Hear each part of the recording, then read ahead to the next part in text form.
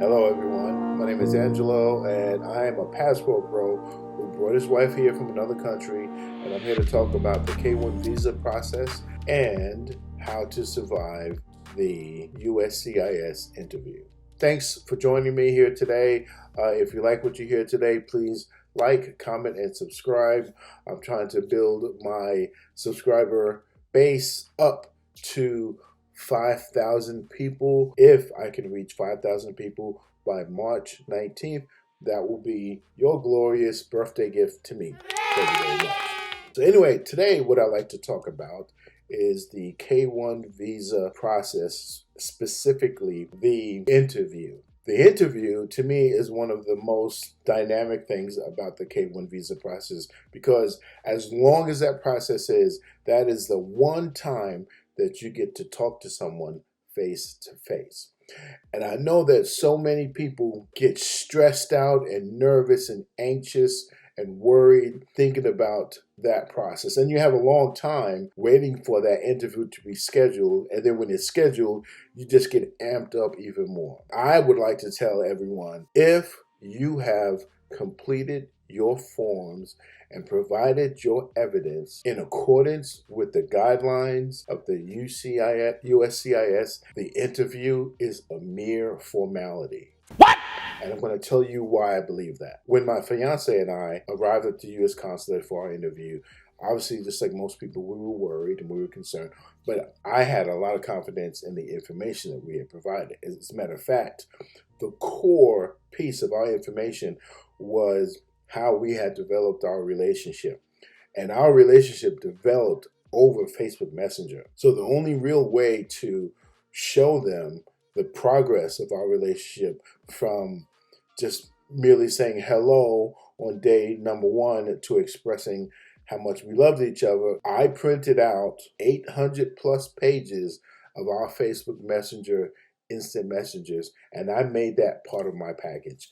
So I had a lot of confidence in our preparation of the necessary materials and information and evidence to prove we had a bona fide relationship.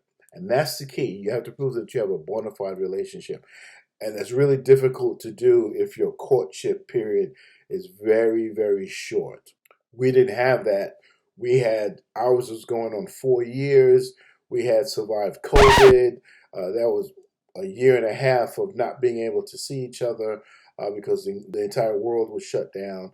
So we had survived all of that. So our relationship was extensive. So what kind of questions will you get asked when you go to the interview? Well, I'll tell you, they've pretty much made up their mind your fiance is getting a visa or not. They just need you to confirm a few things, make a mistake, and set off the red flags for them to dive deeper. I would wager to say that if you and your fiance have gone through an interview and you've been asked more than 10 to 20 questions, that they had severe doubts about how if your relationship was a bona fide relationship. Take our case and other cases that I've researched. Most people are asked somewhere between 4 to 7 questions. And that's it. Here's another thing that everyone needs to understand. The interviewers have a lot of people to see that day. So they can't waste time with you if, one, you don't know the answer to their questions, two, your information is not conclusive and doesn't prove that you have a bona fide relationship, and three, if they don't trust you. They don't have time to waste with you. So they're not going to try to figure out at that last moment whether or not you have a bona fide relationship or not. If there's any doubt, if there are any red flags, you won't get your visa. But if it's just a formality and they need you to confirm a few things, it's a simple process. They're only asking you and your fiance things that you should have most likely spoken about during your relationship and your courtship. These things are common and they are specific to your fiance. My fiance and I, we got to the window and I introduced myself as her fiance, but they weren't really ready to talk to me yet. They were directly talking to my fiance. The person conducting the interview asked my fiance if she'd rather conduct the interview in English or in Vietnamese. She said English. So at that point, the interpreter then recited the oath to her in Vietnamese. She responded in English, and by responding in English, that signaled to the interviewer that she was competent in English and that he could now conduct the rest of the interview with her in English. But it did one other thing. It also solidified the fact that we were able to have a normal relationship because she could speak English. It just meant that our relationship and our courtship was fairly common because we could both speak in English. So the interviewer was impressed by my fiance's knowledge of English. He asked her how she spoke English, and she told him that she had been studying for several years before she met me. He asked me if I spoke Vietnamese. I told him I only spoke a little, that I had been studying since we met. He then asked her one other question about how we met, and that tied into the fact that she was studying English at the time, and our introduction gave her a native speaker to practice English with. At that point, he'd heard pretty much all he needed to hear from my fiance, and he turned to me. I wasn't expecting to, participate in this interview that much, but he turned to me and we started to speak. He asked me again how we met. He asked me how many trips I had made. Mind you, he already has that information.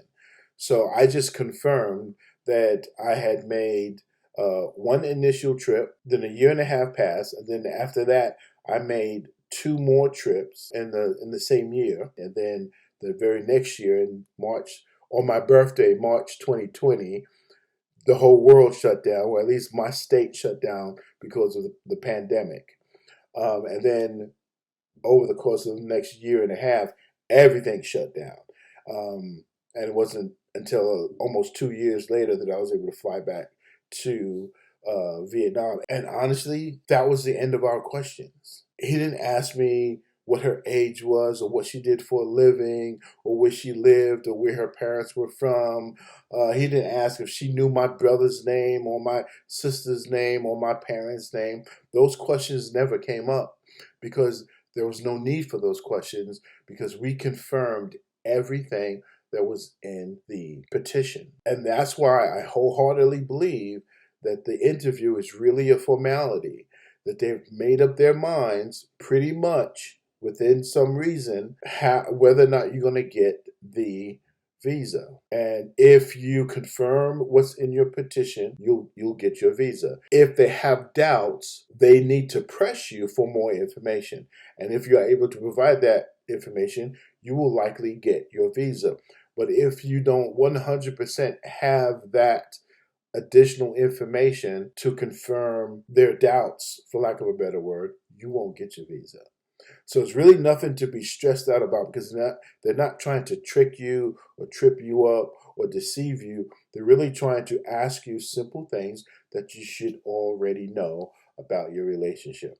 And for one more thing to mention is we brought a lot of paperwork with us, and they never asked for anything in addition. I think they tell you to bring additional information in the event that it is required. So you should have it. That way it can be handled right there at the interview. So we had like another 2 or 3 inches of paperwork with us that was never asked for, never requested. And that's because I believe at the interview, the USCIS, the U.S. consulate, had pretty much decided whether or not they were going to give us our visa. They just needed to confirm a few things. Now, that said, we had some problems at the end because of a previous case. And that previous case had to go into disposition before they could issue us our visa. So his statement to us at the end of our interview was, "Sir, madam, I have every intention of giving you and issuing you a visa. Unfortunately, I can't do it today.